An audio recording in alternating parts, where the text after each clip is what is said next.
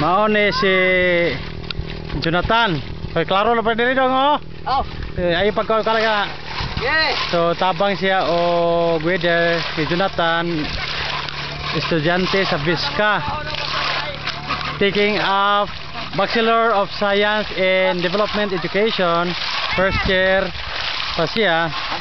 So we are in a Christmas vacation and he's helping us in weeding the farm. Yeah. So ang